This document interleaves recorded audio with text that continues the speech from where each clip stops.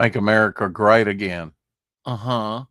We go early on the 4 o'clock shadow. Why? Because we can. Yeah.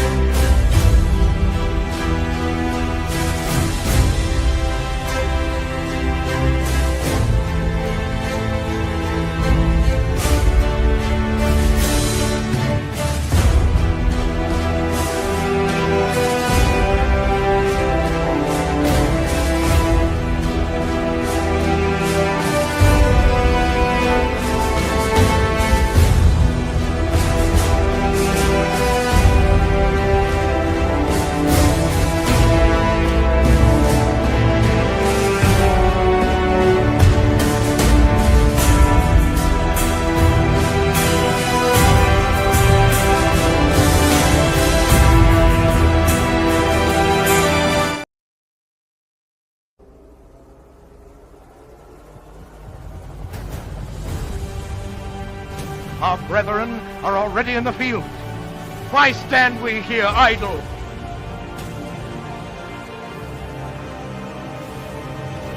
What is it the gentlemen wish? What would they have?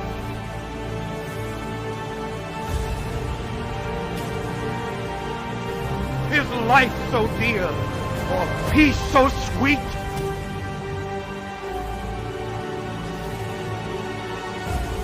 Has to be purchased at the price of chains and slavery? Forbid it, Almighty God.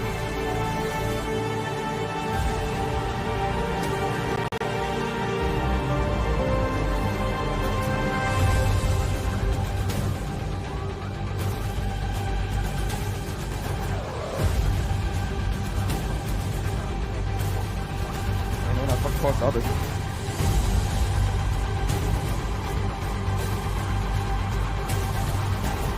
As for me, give me liberty, or give me death.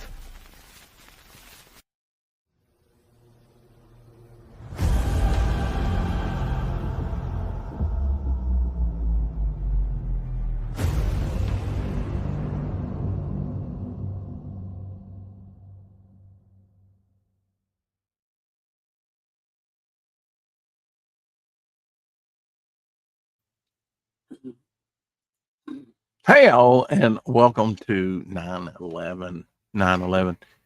You lose if you stay down. Don't stay down. Get back up. A day to remember, least we forget. Episode 1231 of the 4 o'clock shadow. Yes, the all-seeing eye. Yeah, put my cover back there. That looks pretty good back there, doesn't it? Out of range where you can't really see it that well. Well, 9/11, yeah, I always remember 9/11. twice a day every time I see, the clock at 9:11, which I frequently do. It's pretty wild. You don't pay attention to that type of thing till something like that happens. But anyway, hopefully we'll lighten the load today for your Thursday. I do have to work tonight. Clock in at, I don't know, 6:45, something like that. No biggie. Welcome to the show, Ethan Van Hawk. 24 to how many hours for it to fully whatever. Yeah. Oh, Pretty cozy. I'm just sleep on blankets. Hey, Rex. Hey, what's going on? I'm gonna take this Starting early again today. off. Yeah, just a little bit. 9/6/25. Charlie Kirk said, tweeted out or something like that. Jesus defeated death so you can live. Totally agree with that. And leave thumbs up to that. Yeah, it'd be kind of warm today. Warming up towards the weekend. We do work tonight. We are off tomorrow, which is unusual. That's about the third Friday.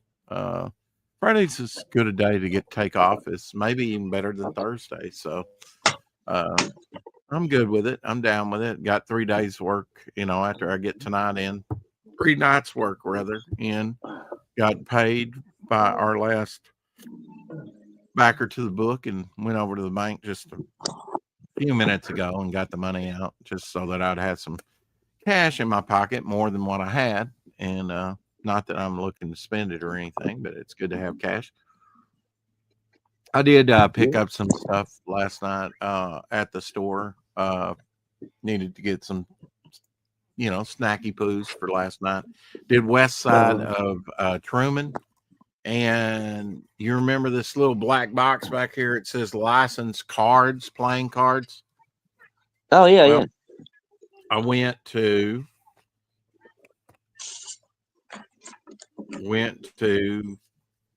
the Dollar Tree in Truman, and they had some of the Superman ones, but they had one Batman pack.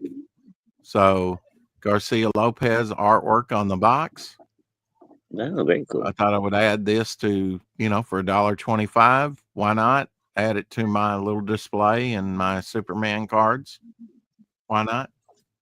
Yeah, cool. I forget what the other property was. I haven't looked at these. Oh, this is cool. So this has like Garcia Lopez Batman on one side here, 5 of clubs, and the logo on the back. Oh, cool.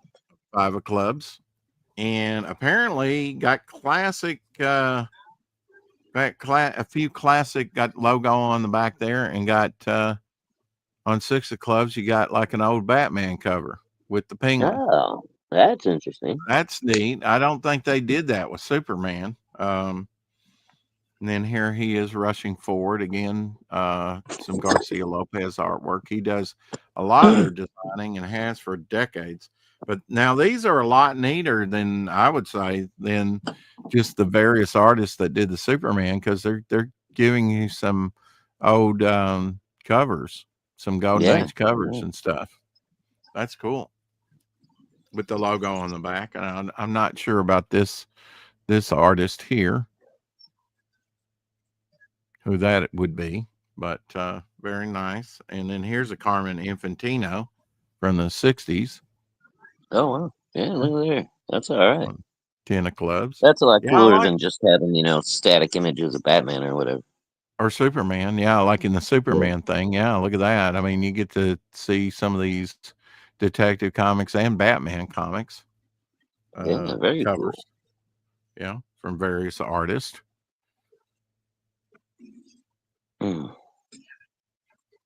So, and here's a Neil Adams with Ra's al Ghul in the back. which Very that would have nice. been done on a separate layer to achieve that, effect. Right. Yeah. And Batman #1 cover Oh, very cool. on the Ace of Diamonds. So yeah, these are a lot nicer. I'm glad I didn't pass these up. There's Batman in the Bat helicopter. Is that what you call it? Batcopter, I guess. The Batcopter. Yeah. Two of diamonds, yeah. And then here's a neat 100 pager. Ooh, very cool. I like those old 100 pagers. I really do. And a lot of other people do too. This is Garcia Lopez right there. He did some nice work, man.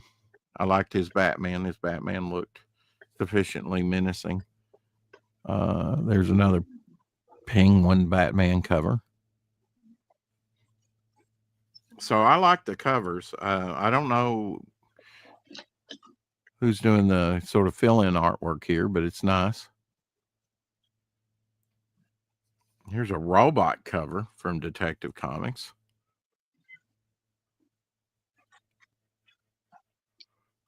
Hey, Omer. And just to give you a comparison, okay? The one I just showed you, artist, opposed to this longer eared, always in shadow type face, just you can tell Garcia Lopez. Yeah.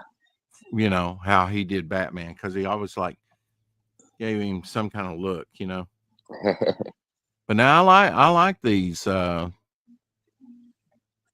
covers on a card.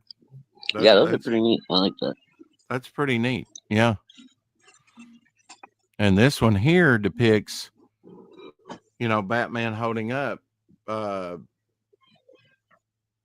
his first appearance in Batman #1. So first appearance in Detective Comics 27 and Batman #1 there on that cover. Oh. So it's like, oh, I didn't know this one existed. I might have to go on eBay and see if I can find a copy that doesn't cost me an arm and a leg, because that's pretty neat. Here's another Neil Adams, which is always a fun time from back in the 60s. Yeah. And then this is probably from the 50s. You get into these schlocky looking covers. I got my camera. You see Cat Girl there. I think that, or Catwoman, maybe. There we go. I think it went in focus. And Mr. Freeze. I'm not even sure he was called Mr. Freeze at this point.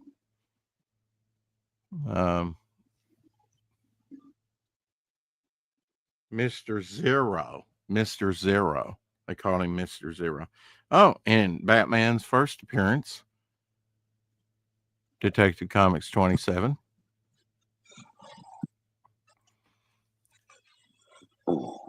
Another Garcia Lopez. Yeah, that's a good one.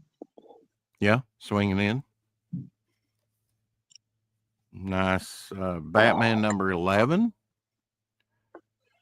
I wonder if a Joker cover. Sock him right in the face. I wonder if they have #7. Probably not. I had a #7 at one time. Batman with hemorrhoids.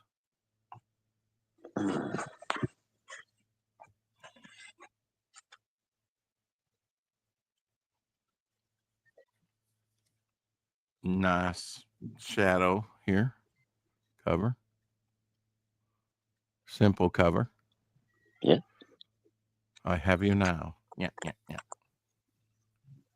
So these are neat. These are a lot neater than the Superman ones. Yeah, was it just like one image on the Superman card? No, it was like different artists doing Superman, and mostly the same artist. This is Neil Adams right here. But they didn't have the covers featured or anything? They didn't have the covers. I don't remember that they had the covers. No, there's a Garcia Lopez. See just how he kind of looks demonic. I don't know how to describe it. He just had a way of drawing Batman that was or all his figures, just his facial expressions. This is a Berfogle cover from the 80s.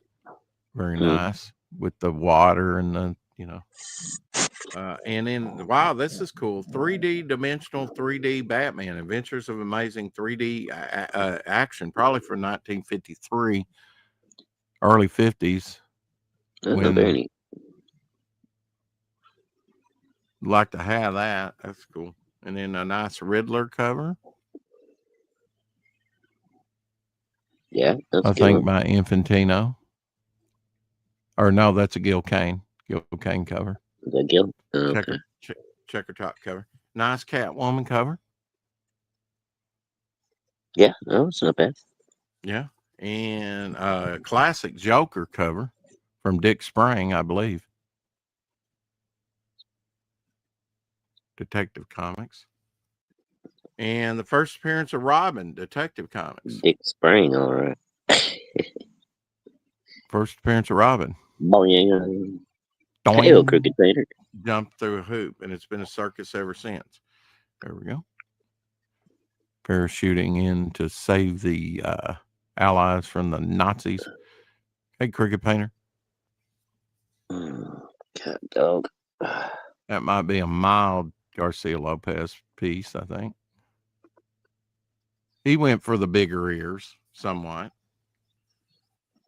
Here's one of those crazy covers where he had like magenta Batman. Yeah. Okay. Or what is it? The rainbow Batman. It's got all kinds of rainbow colored costumes.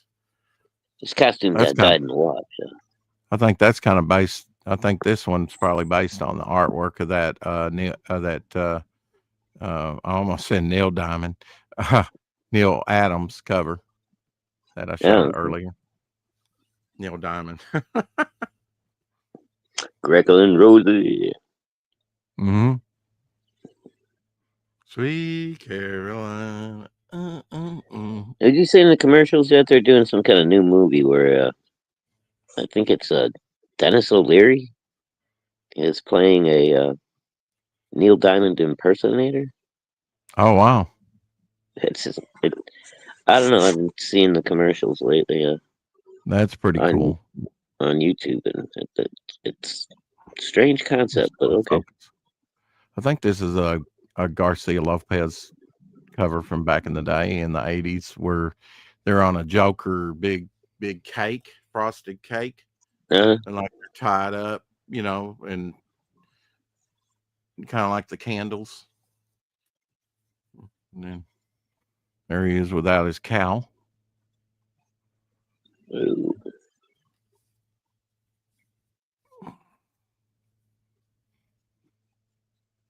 Oh, 20 center.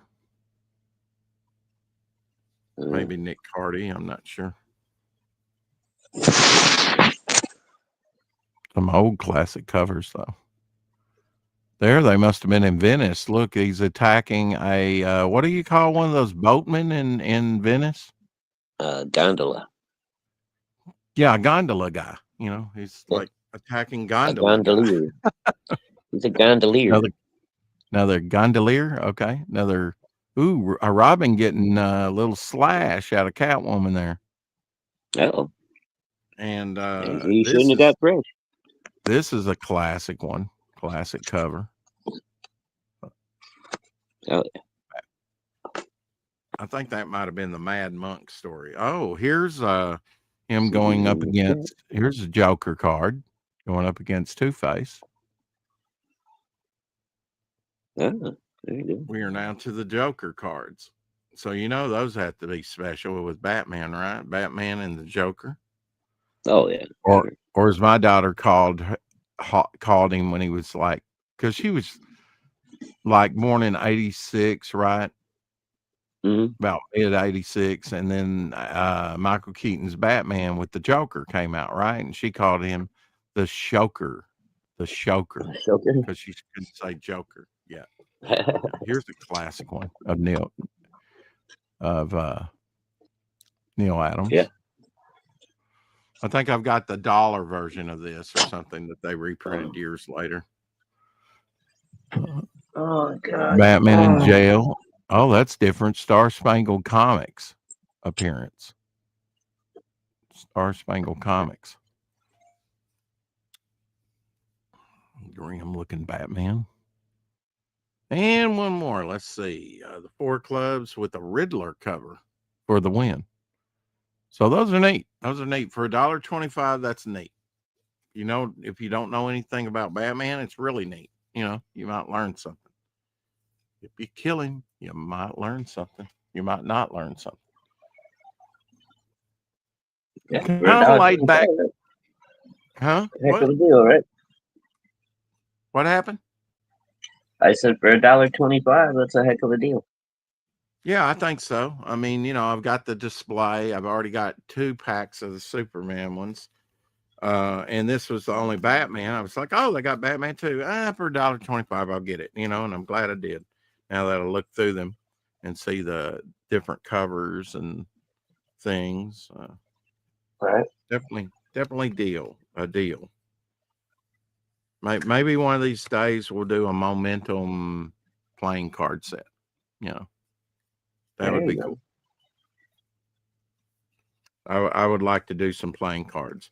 I have some waterproof ones that are made in plastic. Now, those are going to be more expensive to make, but how cool is that? And you can do some cool stuff with those transparent cards. Yeah, I didn't see anything in there yet that made me think it was going to be headed in that direction. I don't know. It seems like a kind of a little bit of a weird concept for a movie, but I do like Neil Diamond. So, well, I told you that David Lee Roth, that footage we saw him look like Neil. He looked like he was playing Neil Diamond up there with that cut and the old man. Oh my God! I didn't even recognize. I don't even recognize that as. I don't even recognize him as. No. Well, and he can't sing anymore. Neil Diamond could still sing when he was 70 some odd years old. Yeah. Now we all know this cover from John Byrne, classic cover. Yep. The only comic book that made me cry at the end. Yeah. But now, did you know, and you might have it, I don't. There you go, John Byrne and the classic X-Men number 43. And the Watcher is up in the Ditko box and he's crying. The Watcher is crying. Yeah. So I've never seen this one. I'm gonna have to pick this one up, which was a reprint, but nice original Byrne cover. Very nice. Okay, yeah, that was part of the Dark Phoenix saga. Okay, I got it. In classic X-Men, yeah. Yeah. So I may have to pick that one up. That one looks cool. Movies about singer-songwriters are common. Dark Phoenix saga ones. Hey, Tim. Oi, Timothy. Good to see you, sir. Yeah, and he doesn't have a wrench under that Tim the Two-Man Gardener. Tim the Toolman Gardner. Yeah, Tim the Tool Man. Okay, Tool Man. Misread that. No L the way he had it. I didn't think it looks like a 1 or something or an exclamation point. I don't know. Don't listen to the misleading media. 90% of Western Canada is just waiting for the U.S. to save us from our own government, and most people I know watch Charlie Kirk. Yeah, maybe they did. Charlie Kirk something. Yeah, I mean, I deleted my. Oh, you deleted that? Oh, okay. Other channels, you deleted them. Okay. Well, I'll make sure I subscribe to your new or follow or whatever I can do. Yeah, let me give him a wrench and he can drop his new if he wants. If he doesn't, that's fine. It's fine. I don't want to lose track of Timmy. I'm waiting on Mr. Muck. No, that's not. No, I'm sorry. That's Eric. I mean, Boyd, what the hell? I'm waiting on Zed Nodi. Sorry, Tim. I just got off work, man. I'm in a lot of fucking pain. All right, just give me a break. Okay. Well, now, I really don't think it's the same Tim, is it? Yeah, that's Timothy. Melvin Zednoti. Is it? Okay. Yeah, Well, it's Tim Olson. anyway, he can drop his link if he wants. It'll be a very short link, I'm sure, but he can drop it if he wants. Oh, And I did I just say apologize that? again for that slip, Tim. I'm just tired and in pain.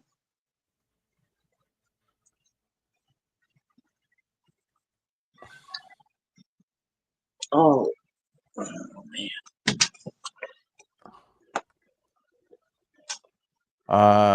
We were on a Wizard Huh? magazine kick.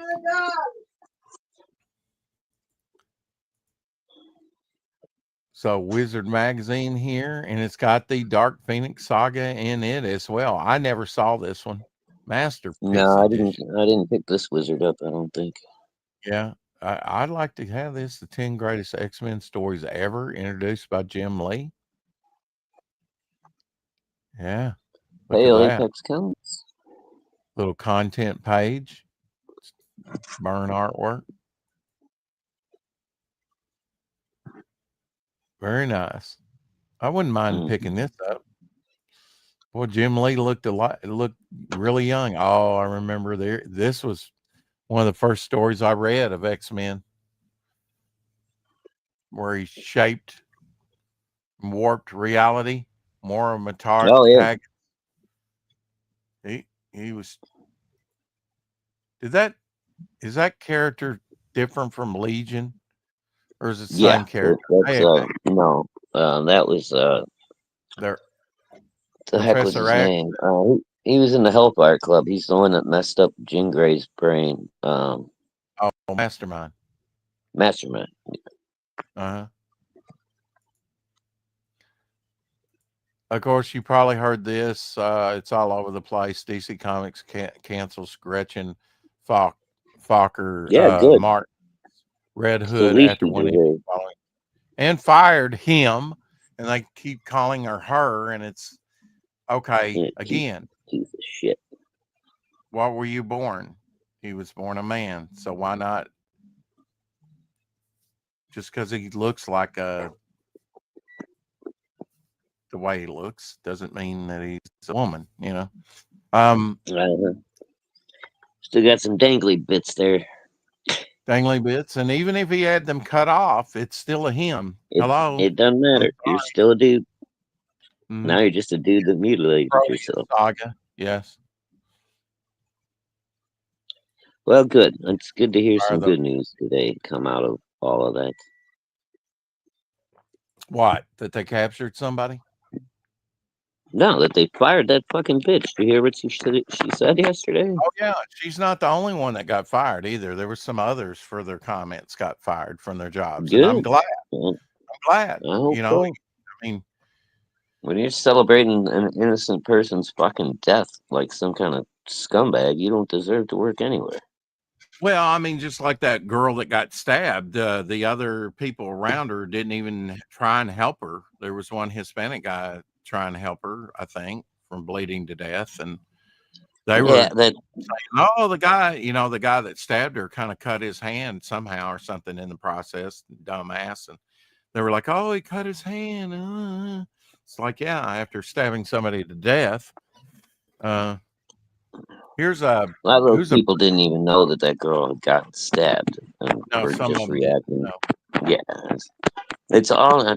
Don't listen to the media, man. They all try to spin it their own direction. Nobody even tried to help her. There were people there. Mainstream media, anyway. It's the mainstream propagandist. Exactly. But yeah, they were trying to say nobody tried to help her, and so people did try to help her, but he just cut her so bad she bled out before they could get her any help.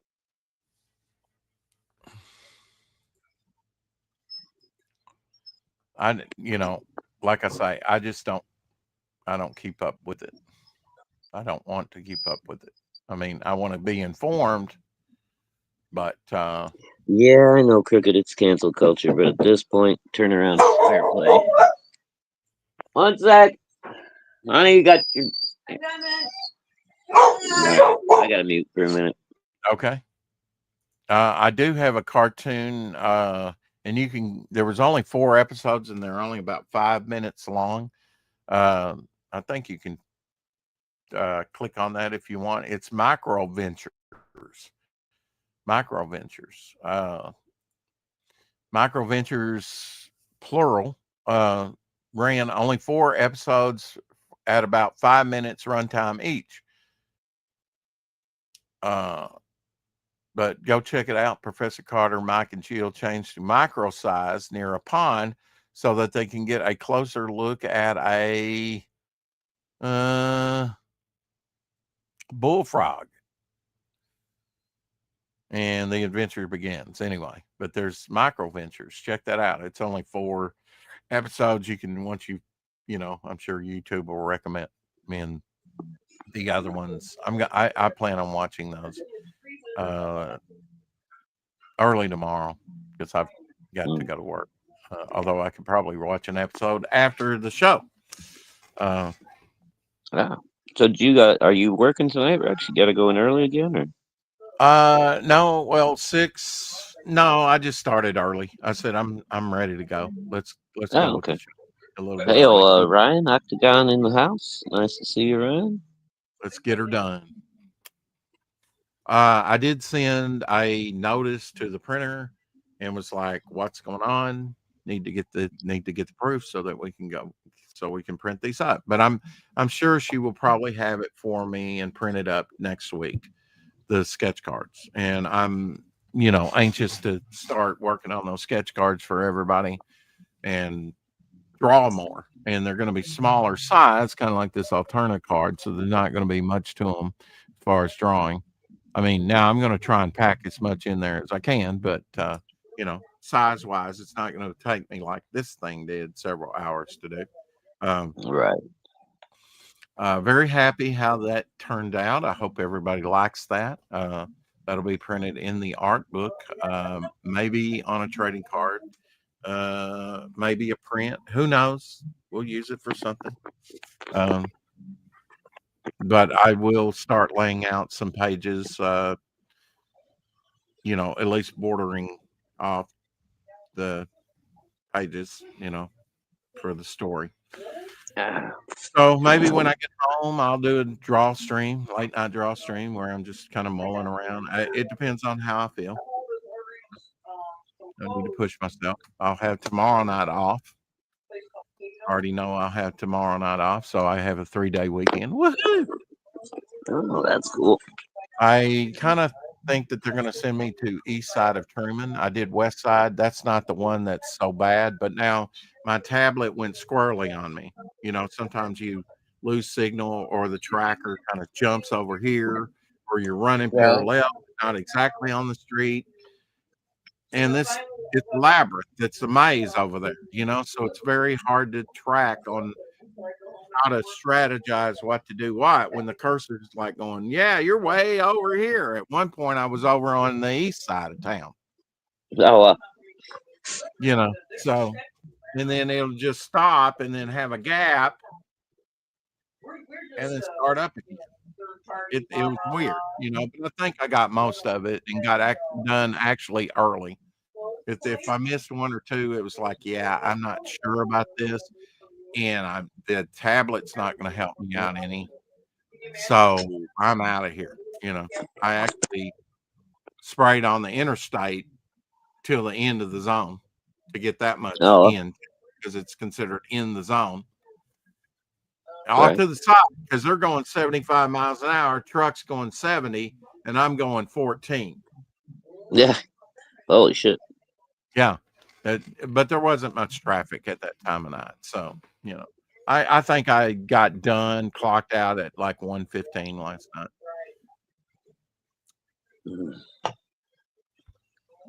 But yeah, I'm like, I know you had to design the card, but I used the Alterna card as sort of a guide of what I wanted on there. Get to it, do it. Let's get it printed up. Let's get it paid for. Let's get them in my hands so that I can start drawing, and then you can start printing out the stamp book cover, and then I'll with guts after that or something else, maybe some trading cards because I've got some trading cards ready to go. We just need to put them in a file, send them to her, and say print so many of these, for everybody. So pretty soon things are getting printed up. Here locally, I want to get all the local stuff done first, and then we'll do the books and whatnot. I'm not going to print those here locally. So I did go see John, I think yesterday, Flanders. How's he doing? And I gave him his charter member card, and he thought it was neat. And I also showed him the finished bog cover. He thought that was great. He's doing good. He showed me another book that he got on Superman. I mean, these books are massive, huge. He's got 3 or 4 different ones. I hope I'm in his wheel. Nice stuff. I don't know what he's going to do with that. I mean, he continues to buy stuff. That's amazing at his age. He's doing okay. I did talk to him about doing the Tenet cover, the wraparound cover, and I think he's going to research some brownstone buildings. And I think he didn't give me a definitive, but because I kind of talked about him doing his architectural work, so I know he's very capable of that. And I think he's on board to do the cover. I can't 100% say, but I think he's going to research it and probably do it on watercolor paper in full color. Thank you, Ryan. I appreciate that. I'm just kind of trying out these alcohol markers, so I was glad I was able to do, something from start to finish in color. Right. Old school, like Apex does all the time, Yeah. Oh, and hopefully we'll get this scanned real quick and then, give you a better look at it, because my potato cam's not really giving you a good look at it, unfortunately. Here's some artwork from 1968, a micro venture cartoon that you can watch all 4 episodes on. I believe this is Alex Toth artwork.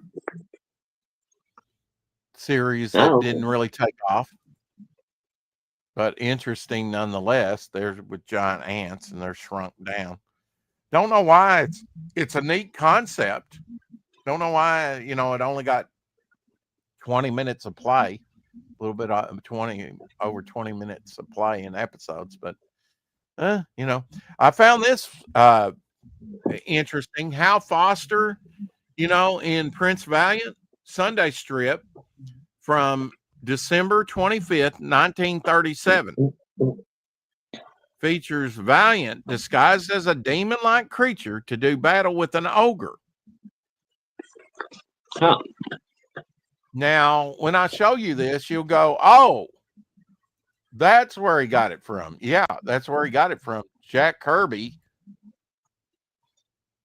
character Ectrigan, the demon. Is that not the same? Yeah, really? Very much. Yeah. Very cool. That's amazing. Hal Foster. But I mean, it just shows you that even Jack Kirby had his, and that's from 1937. That's going way back. But I bet that stuck with him and he remembered that,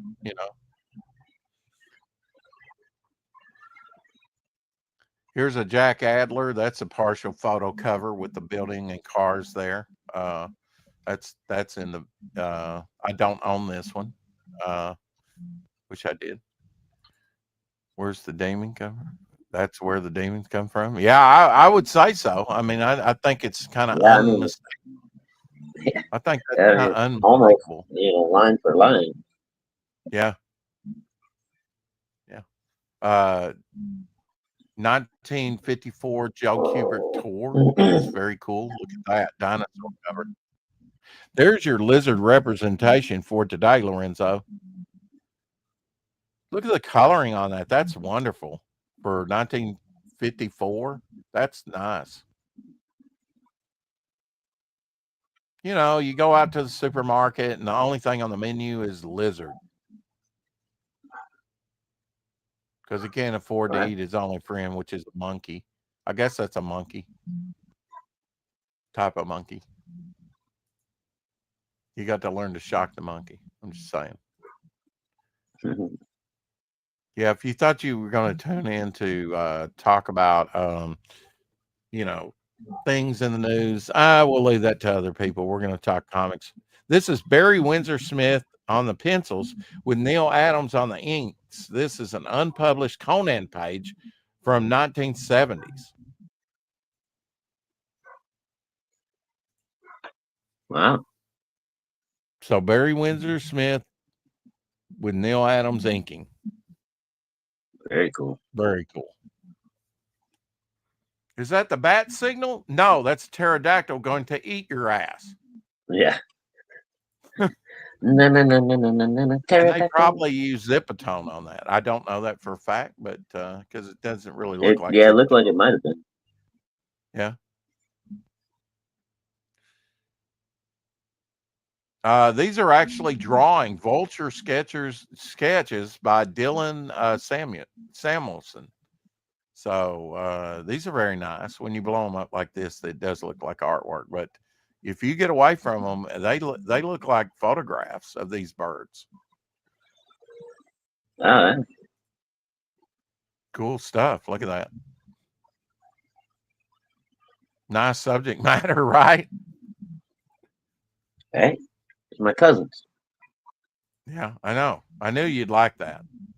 Do you remember this iteration? You and I are a little bit old, but I do remember it, of Ghostbusters. Oh yeah. Mm-hmm.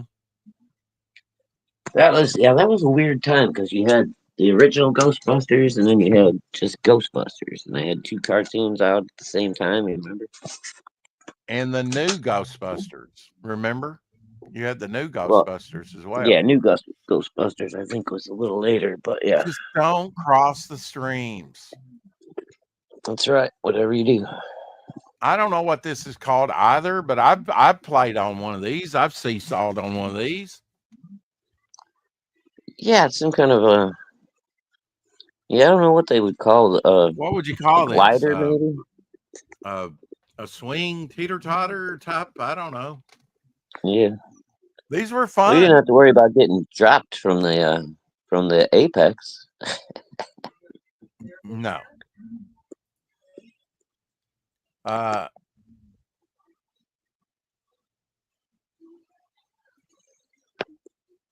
you go. Fun albums. There you go. Banana Splits. Kellogg's. Tra-la-la. La, la, la, la.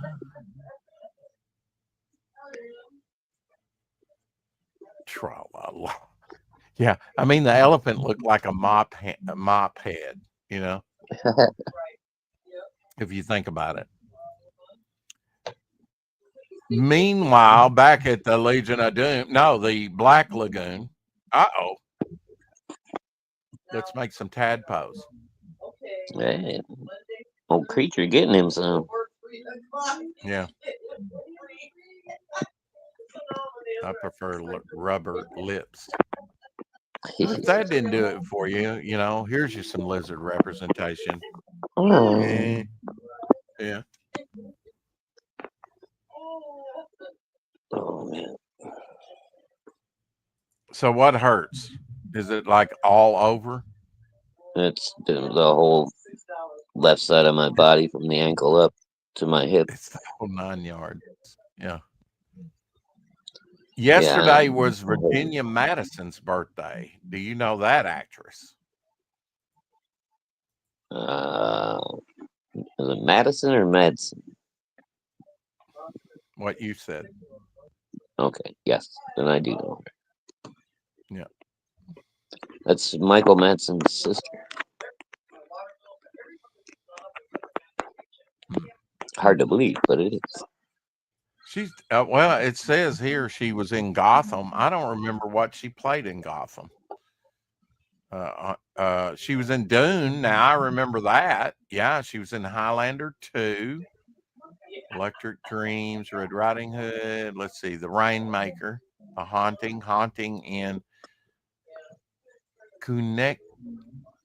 Connecticut. Connecticut, yeah, Connecticut. It's spelled Coon. Connecticut. Well, they obviously misspelled it. Candyman, Maybe that's the one. Yeah, there you go, Apex Comics. I knew Scoundrels, him from American something. Gothic. Yeah. 33 years ago this week, the villain Clayface debuted in Batman the Animated Series in the two-parter episode Feet of Clay, and reintroducing Matt Hagen's Clayface to a new generation. The Rogue originally debuted in Bill Finger and Sheldon Moldoff's The Challenge of Clayface, Detective Comics number 298. In Dick Sabast and Marv Wolfman's Part 1, airing on September 8th, 1992. We are introduced to struggling actor Matt Hagen. Ron Perlman did the voice, who was horribly disfigured in a car accident many years ago. Wanting to keep his acting career afloat, he turned to Wayne's Enterprises' Ronald Daggett, done by Ed Asner, who provides a face cream called Renew that temporarily reshaped his face, ridding him of his scars. With his master of disguises and Daggett's help, Bruce Wayne, Kevin Conroy, does the voice, is framed for attempted murder of Wayne Enterprises' Lucius Fox and is taken into custody. Hagen failed at killing him. Upset at this discovery, Daggett stops Hagen's monthly supply of the addicting face cream. Breaking into Daggett's lab for more, he is ambushed by his men and almost drowns in the formula. In Part 2, airing on this day in September 9th, 1992, as Bruce Wayne is bailed out of prison, Hagen experiences a worse fate. The overdose of Renew transforms him into mutating shapeshifting, now called shapeshifter called Clayface. The episode ends with the Cape Crusaders stopping Clayface from seeking deadly revenge on Daggett for making him into the mutant he is now. As Paul Nini and Bruce Timm's Heart of Ice did for Mr. Freeze, critics applaud the creators on the Feet of Clay for their dark yet sympathetic take on a Batman rogue decades in the making. So apparently you can become a mutant, or at least mutated. I mean, they said mutant, but you don't have to be born a mutant. You can just be sloshed in some solution and become a mutant. Yep. And a shape-shifting mutant at that. Is that correct? I mean, can you become a mutant from being exposed to something? Yeah, they say that chemicals, radiation, different things like that can cause mutation. So. Okay, well, we should have some results from Chernobyl in a generation or two. Then, I would think. They're saying that place is surprisingly clean. I watched a documentary on it about a year or two ago, and the wildlife's already coming back. There's fish in the ocean, or the big pond that was right there next to the nuclear reactor. Two-headed fish, as a matter of fact. No, they're No, barely normal. no. One of my favorite cartoons of all time. Remember this?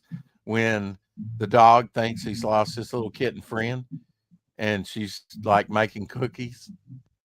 He puts the cookie on his back and rides it around and all that. I don't know if I ever saw this one. You never watched this one? This was so classic. Oh my gosh. I probably did, Rex, and I don't remember.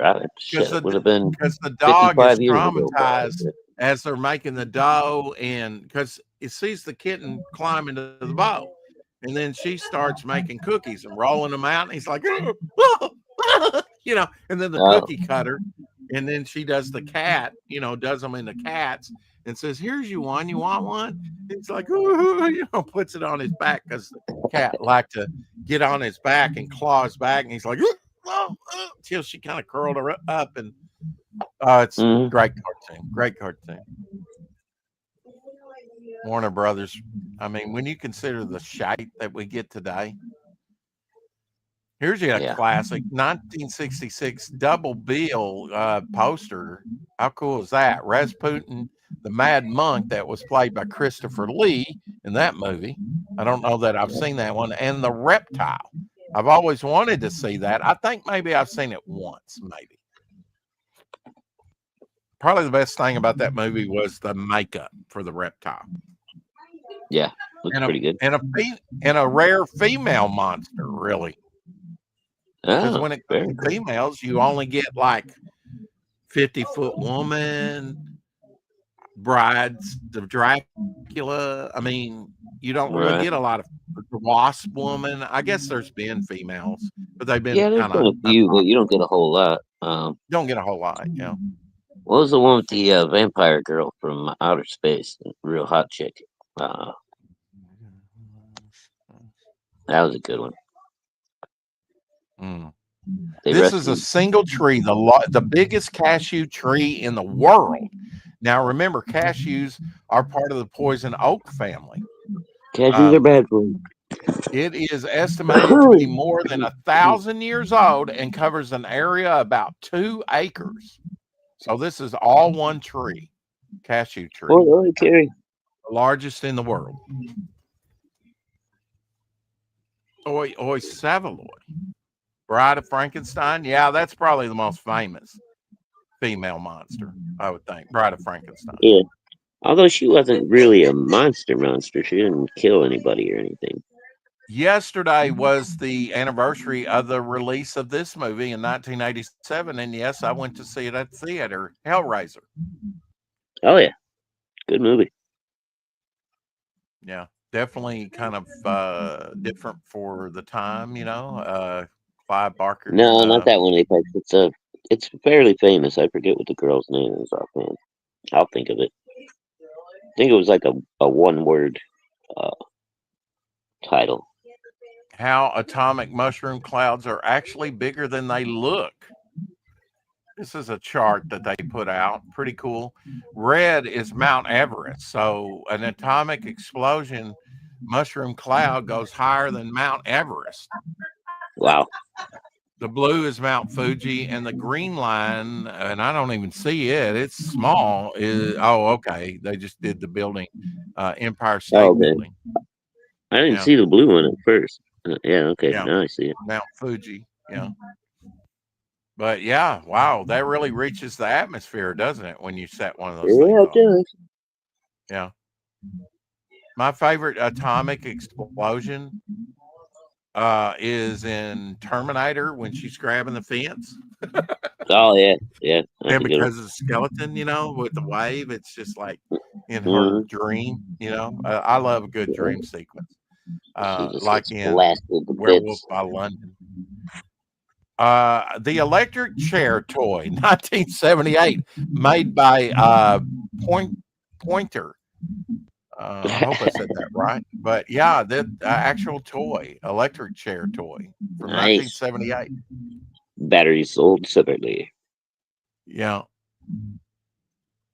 So intriguing. Everybody wants to pick it up. So crazy.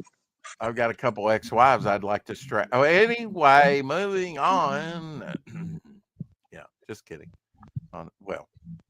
Just kidding. It's an early massage chair, that's all. Mm-hmm. Cheese whiz, Rex. Don't say that.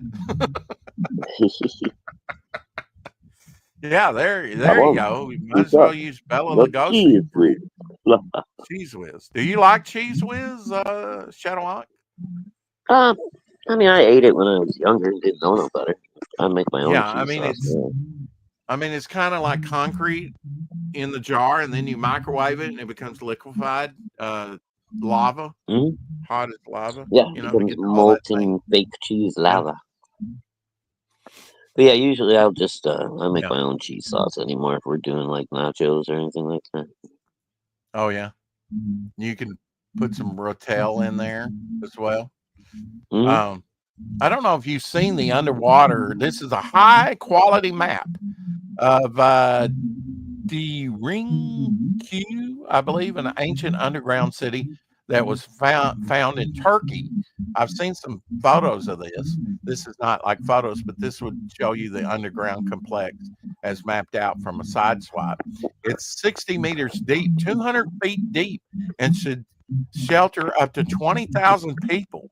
It was discovered when a Turkish resident found a mysterious room behind a wall in his home in 1963. Huh. Maybe it's the Wow. ant people. Yeah. That's crazy, man. That's like 20,000 a whole. It's That's a dug out whole of rock. underground I've seen town. some of the passageways and stuff, but now I've never seen the side cut like this. That's pretty Yeah, that's pretty impressive. neat. Yeah. Yeah, it is. You know, the thing about underground housing, though, how did they get ventilation in there? How did they get fresh air from suffocating? You know? Well, it looks like they had some of these tunnels running up to the surface. Yeah. And I Probably wonder, for- you know, they could have put Just water that underneath this. I got to wonder, was there like a reservoir of water? Because that would make sense in the desert. Because Turkey's very dry, right? As far as I know, Yeah. Underground, that would keep you cooler. Because once you go like 6 foot deep underground, Mhm. the temperature kind of remains constant unless you get really deep, and then it starts heating up, I guess. Right. But yeah, that must have been the ant people. Yesterday was the anniversary of Diane Rigg sadly passing away.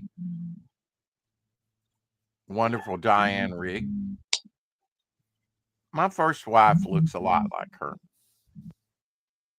Just not that glamorous, you know.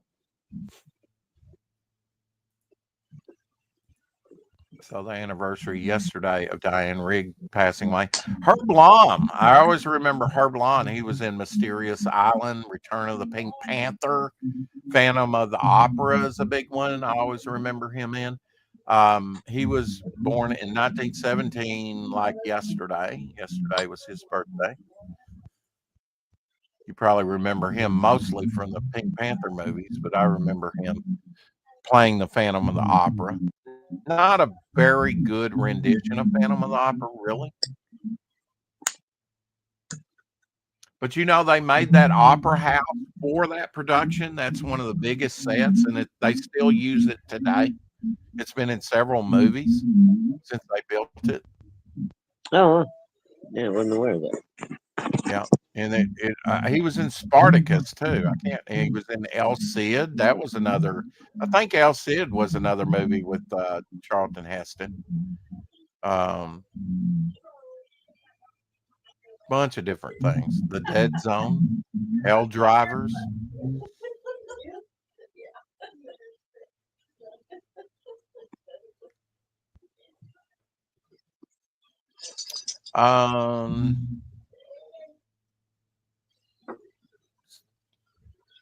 On the 5th, Joanne Worley's birthday, and she turned 88 years old. She was a big comedian in the late 60s, early 70s. No, she used to be on that, what was that, Match Game all the time? Maybe a little bit, yeah. She was I on think the Rowan and dating Martin game, Laughing, wasn't on she? that one, too. Wasn't she Yeah, on she was on Laughing? Laughing. Yeah. But after that, she was on a bunch of the TV game shows back in the day. Yeah. She was on Charles a Nelson few and episodes Riley of and Love American Style. You remember that show? Yeah. Oh yeah. Love American Style. I loved it as a kid. September 9th was Sid Caesar. Talk about, he lived to be 91, died in 2014. He had a career spanning 60 years on TV. Your shows from 50 to 54, watched by 60 million viewers, and Caesar's Hour, 54 to 57 plus films. Grease, 1978. I don't remember him in Grease, but I guess he was. And it's he had a little role in there, like the Three Stooges. And it's a mad world. 1963, one of my favorite movies of all time. Sid Caesar. No, Homer. I have not seen Polly's X post. That's awesome. You got a 1.5 million views on it? Hell yeah. Oh, wow. There you go. Daytime Emmy Awards there. Wow. Look at all the awards. It's Caesar. Yeah. Oh, Paulus X post. Well, yeah, 1.5 views. Was it on the recent assassination? I mean, or was it over? Did a cartoon? Okay. True. Better for a cartoon than that shite. That shite. Patsy Cline's birthday was September 8th. Crazy. She died at age 30 in 1963 in an airplane crash. Cliff Oh, yeah. Robertson, you'll remember Cliff Robertson. He died one day after his 88th birthday in 2011. Of course, he played in Spider-Man, among other things. That's just probably the least. He played Uncle Ben in the Tobey Maguire. I thought he made a great Uncle Ben. He was also in PT 109. There he is in PT 109 playing JFK in World War II. That's a great movie if you haven't seen it. Who is that? Almost looks like Dick Van Dyke there somewhat in that shot. Okay. You don't think so? Not particularly, but no, Not particularly. Well, you were looking at the dummy. Oh yeah, I was looking at the wrong guy. I was looking at the wrong guy, right? Also, Richard Webb. Now, you might not know him. He was born September 9th, 1915. He was known for his films in the 1950s and the TV series Captain Midnight, 1954-56, and on Star Trek, the first season episode Court Martial, 1967. Yeah, he tried to kill Kirk. Battling respiratory illness. He died in 93 at 77.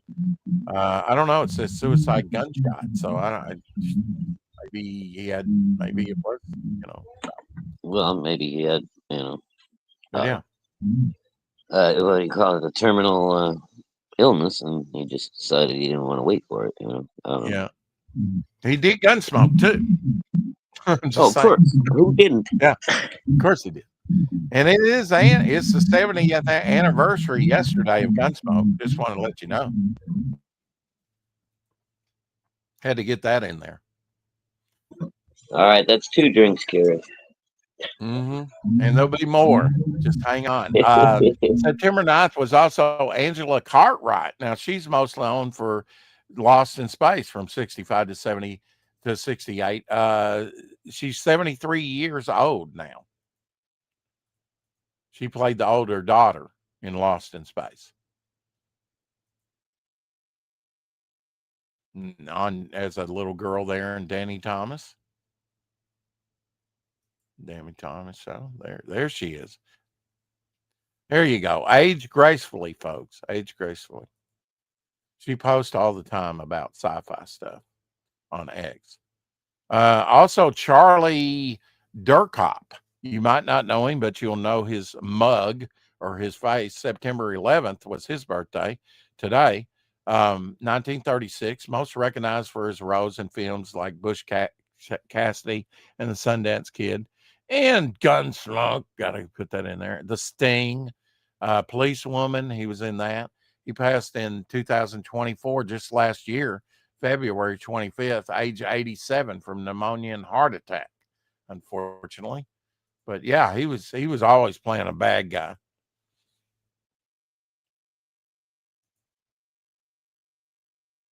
Had a very unique face, to say the least. Very noir face. Was great for the Westerns, though.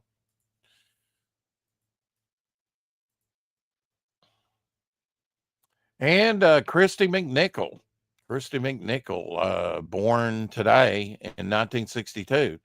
Known for her Little Darlings, 1980s, and the TV series Empty Nest, 1988 through 1989, and Family, 1976 through 80. Christy McNichol. She I'm was not big. sure what tiddled means, Carrie, but I like the sound of it. I guess that's her sister there. Ever seen her sister? Nope, never seen her sister. I think She this photo here she is grew up on to the be a cover of. raging lesbian. Yes. I did not know that until I read this, that she came out in 2012 as a lesbian. Yeah. And another great Gunsmoke person that was in several. And you'll also see that I just mentioned Charles Durkop was in a show here on Police Woman, and he was also in Police Woman. Earl Holman. Earl Holman was born today in 2028. He passed away at 96 last year, November 25th. He was Wow. in Rainmaker, Giant, Forbidden Planet. Oh yeah, he was in Forbidden Planet. I forgot that with Leslie Nelson. Although he was, didn't have the 70s hair there. There they go. Woman, Angie Dickerson. She did Gunsmoke. Take another drink. You should be feeling a little tipsy by now. That looks like a painting. That's a painting of him. Oh wow. But yeah, he did a lot of westerns, as a lot of people did. I think he was in Sons of Katie Elder too, wasn't he? Oh, I'm not sure. I think he All right, was. I'll be back. Maybe I don't know. I'm gonna pop out again. Right? Okay. Now you should never eat uncooked bear meat. Let's take a look at this. Meat. We don't want you to get sick. If you're gonna think I'm just gonna go out and kill a bear and eat it raw to show how manly I am and I don't need testosterone.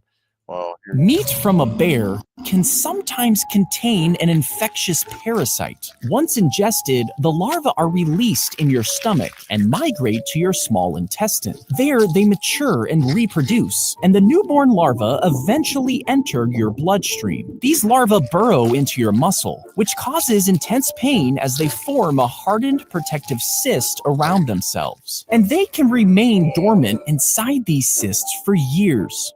Meat from a bear can sometimes contain. Yeah, you don't want to go there. You don't want to go there and eat raw bear meat, although so very parasitic meat. One thing that you can eat and that I eat daily, usually the first thing I eat when I get up in the morning, I got to mute before you spew. Sorry, we wouldn't hear you anyway, Carrie.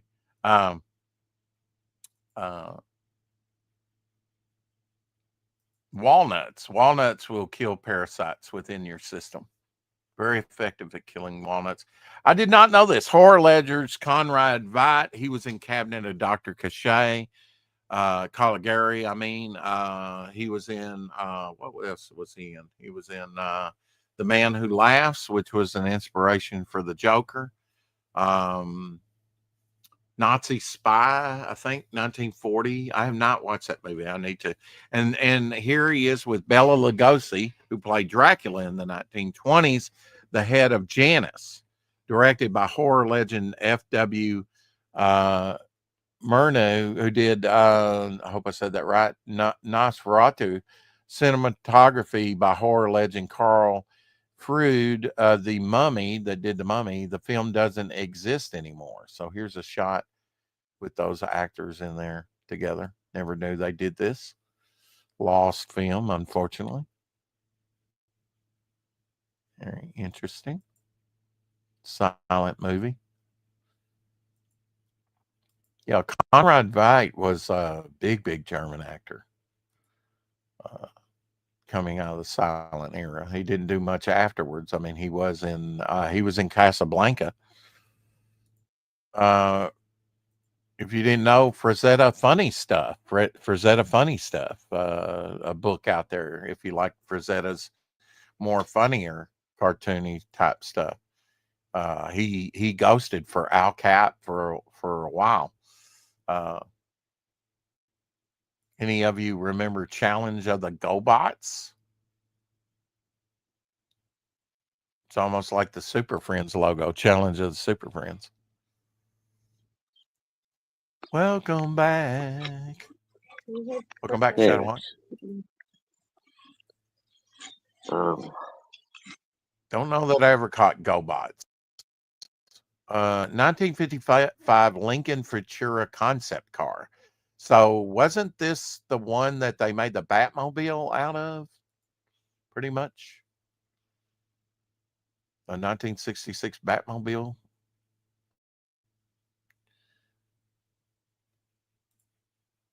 Or was that a different design for the Futura? I think it's the same thing. Man, if you had one of those, of course, that was a concept car, I guess never went into production.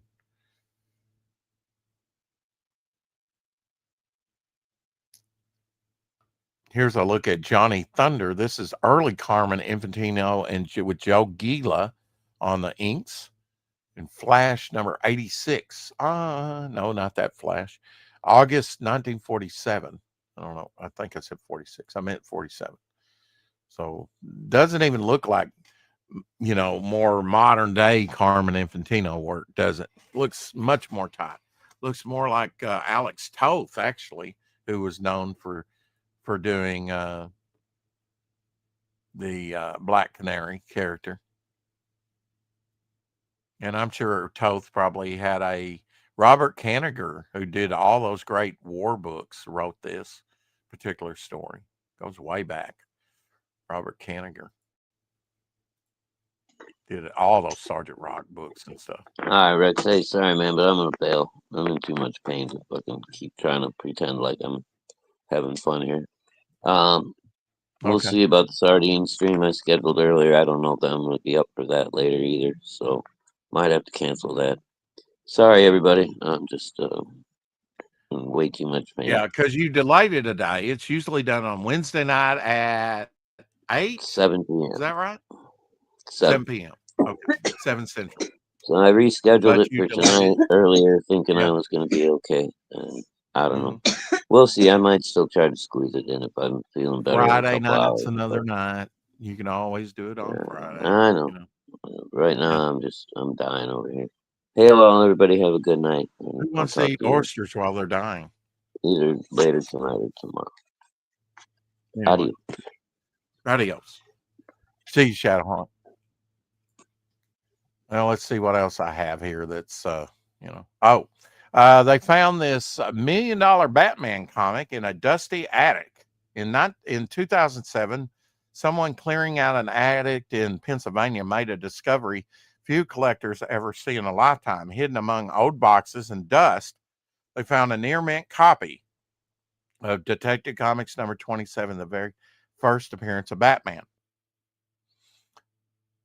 The seller brought the Batman issue to Todd McDevitt's shop. McDevitt, a Pittsburgh collector who had been saving for decades to purchase a rare piece of comic history, says his eyes nearly popped out of his head. He bought the comic and now keeps it in an airtight bag in a bank vault, occasionally bringing it out to share with friends and customers, still savoring the moment without even reading it. I wouldn't read it either. You can get it in reprint, material and stuff. Estimates suggest that fewer than 100 copies of this Batman debut are known to exist in 2024. Why would that be, folks? Because of the war effort. They did a lot and just lost through time. But in how many readers at 27 did Detective Comics were they actually selling? And then it's regional, right? Up in New York, you could probably find a copy, but down here where I live, it wasn't even distributed nationwide. A CGC copy of a 6.5 copy sold for $1.8 million, cementing its status as one of the most valuable comics ever printed. For comic collectors everywhere, the story of this attic find is a reminder that treasures can appear in most unexpected places. Absolutely. They were doing some demo on a house and found an Action Comics #1, Superman's #1. And fortunately, the guy that was doing the demo is, I guess, the nephew, and the aunt got fighting over the book and damage the book. How much? I don't know. But with a book like that, a little bit of damage could take off $100,000. We'll just fight over it. No, it's mine. It's mine. That's stupid, dumb. Anyway, survived all that time. Yeah, there's a look. Yeah, of course he's smiling. Yeah, I mean, look at also my story with my friend that from Key Comics. You know, he was at a laundromat. I talked to this older lady that came in there or came around there or something. I don't know. And somehow they got talking comics. But she might have out of politeness asked him what he did, and then that led to that. Oh, I got some old comics in a box out here. I'm just looking for a dumpster big enough to throw them away in. I didn't want to fill up my trash can with them. She was a teacher, and these were Nazi covers. They were, you know, wartime covers, and couldn't share them with the students. So she was just going to throw them away. Well, here's a big box of Golden Age, you know, early Wonder Womans and other books, wartime covers, and just given to him, you know. She was just going to throw them away. Treasures are found and lost every day. If you know, just check out the collecting news. Stories like this all the time. Yeah, she was just going to throw them away in a dumpster. But he sold for one goodish, probably a little bit better than good. You know, of course, those are thicker books back then. Sometimes only with one staple to keep them together because of wartime rationing.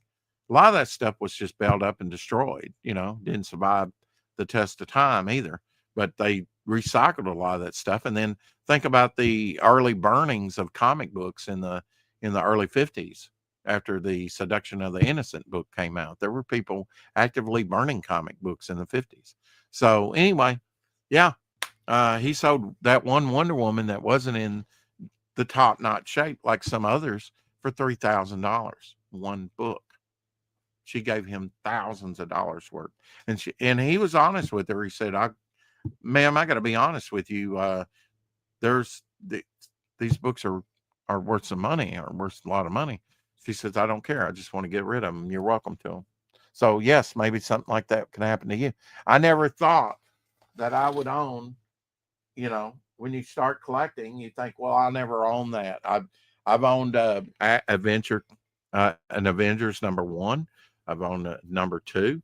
I now own the color separation to Avengers #4, first Captain America appearance in the 60s. I never thought I would own that or a lot of other stuff, you know. You just never know what you're going to come across. Elsie would tell you the same thing. He's got like a backpack that was, you know, doodled on by, you know, Mr. Natural was put on there by Robert Crumb at 1969 concert. What was the big concert then? Up in New York. Somebody throw me a bone.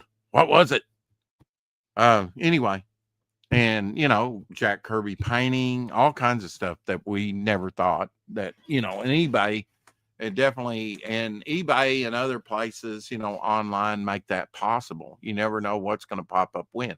That's why we have that's why we have all this and going to be making it into a book here soon on John Buscema. We bought all this stuff on eBay years ago.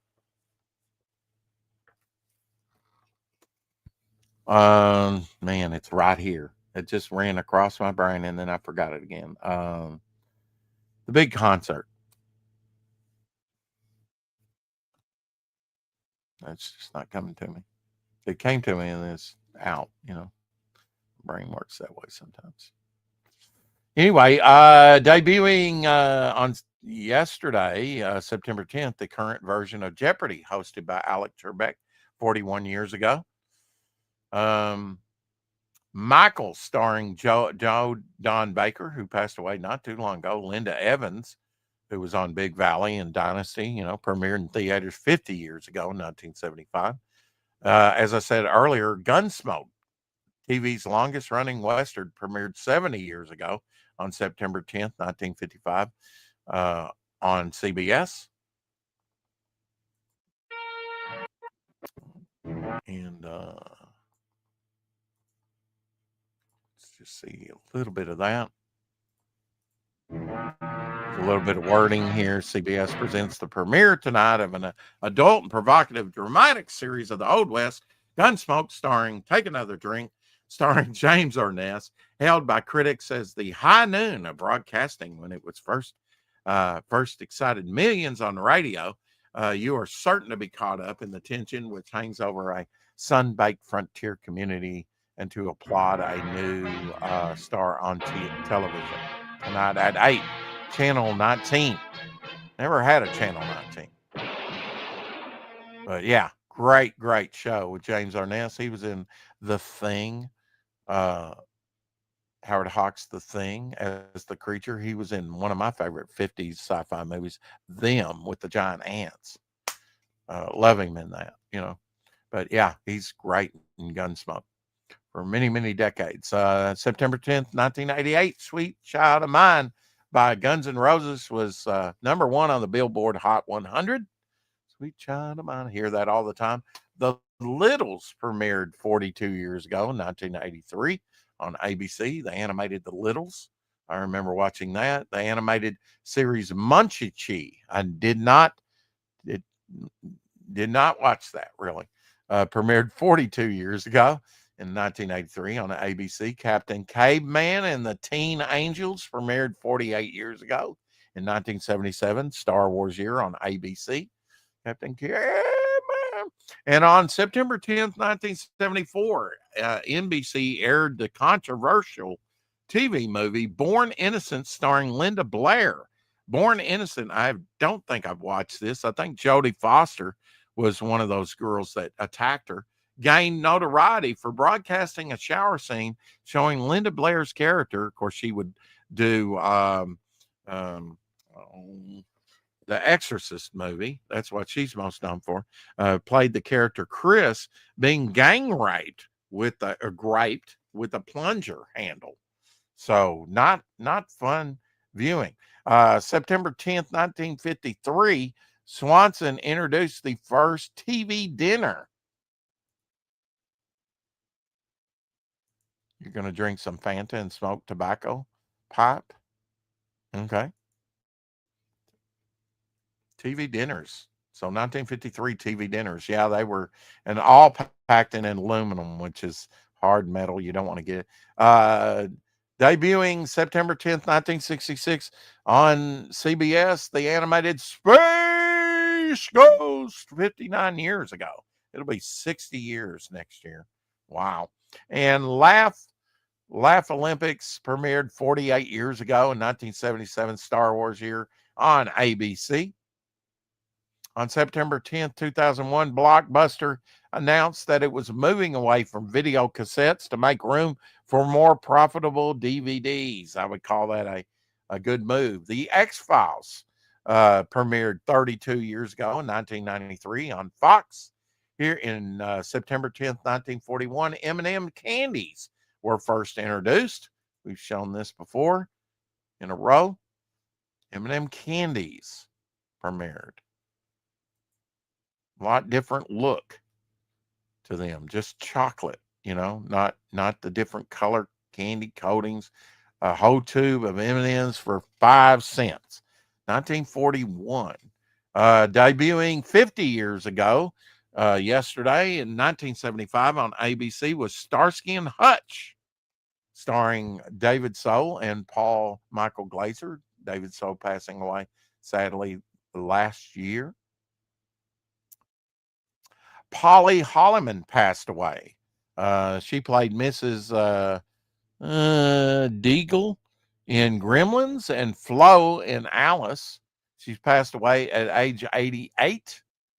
She coined the catchphrase "Kiss My Grits" in Alice and earned 2 Golden Globes.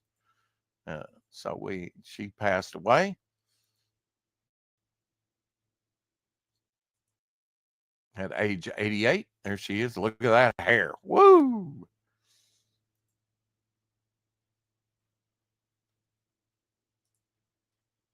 Looks like a. Thank you for dropping that link, Omer. Appreciate that.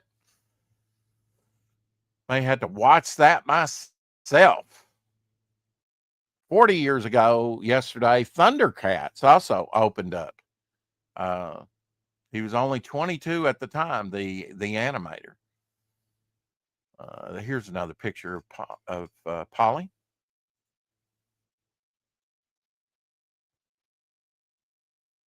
Born in 1937, only a couple years younger than my mother, who just turned 90. She was born in 35. Any of you remember this old ad with the Kiss pendant? You know, you can get some of these comics that are falling apart and get some pretty neat ads and stuff like that that people would like to buy and frame. Maybe not for a lot, but, you know, it's definitely worth cannibalizing some of the books that are falling apart, you know, for some of the neat stuff that's printed in them if you can't, like, keep it. Dan Lawless finally colored his Aquaman piece. Very nice. Look at that. Yeah. Don't tell me he couldn't do Devil Flyer. In fact, Dan Lawless did do a Devil Flyer kind of sketch. I think we kind of showed it on the show. I don't have access to that, but he did do a few years ago some fan art. Maybe I'll have to remember if we do, like in the art book, if we do some fan art. Here's a Jack Kirby Superman that you might not have seen. In that old jagged line, you know, Jack Kirby.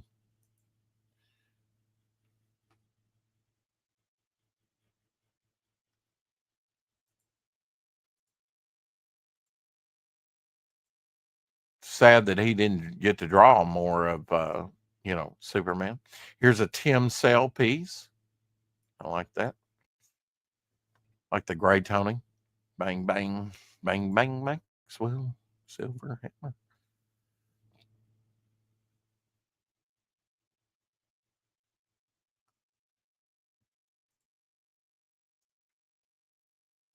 Nice Alex Ross piece here. A lot of chaos going on. A lot of fighting. A lot of characters. Love it. Now, Johnny Storm, you're just going to piss off Hulk by firing fire right there in his face. You're just going to piss him off. He's going to jump up. He's going to snuff you out and crush your little body.